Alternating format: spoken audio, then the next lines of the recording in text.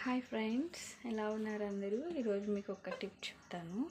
మనం ఏమైనా జ్యూసెస్ చేసినప్పుడు అందులో గింజలు అవి తీస్తాం కదా, దానిమ్మలు అవి మనం తీయలేము. అలా తీయకుండా మొత్తం మిక్సీ చేస్తాం కదా, మిక్సీ చేసినప్పుడు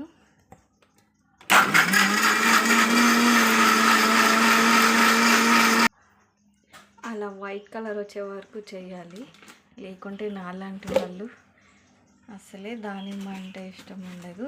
ఆ గింజలు లేకుండా ఓన్లీ పైన ఉన్న పింక్ రెడ్ ఏవైతే ఉందో అది మాత్రమే తాగుతారు. సో అందుకే మొత్తం ఇలా స్మాష్ అయ్యేలాగా చేసుకోవాలి. ఇందులో మనకి వైటమిన్స్ కూడా ఏమీ మిస్ అవ్వకుండా ఉంటాయి. నాలాంటి వాళ్ళకి మాత్రం ఇలా చేసుకోవడం బెటర్. అండ్ దానిమ్మ అన్నిటికీ మంచిదే, ఎస్పెషల్లీ హార్ట్ పేషెంట్స్కి మంచిది. అండ్ షుగర్ ఉన్న వాళ్ళు 1 కప్ ఆఫ్ జ్యూస్ అయితే తాగొచ్చు, నో ప్రాబ్లం.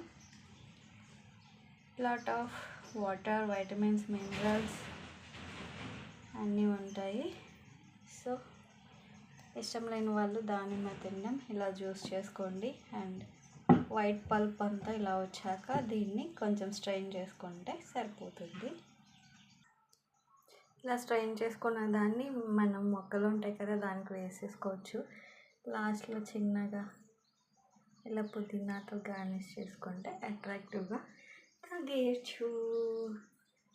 ఎంజాయ్.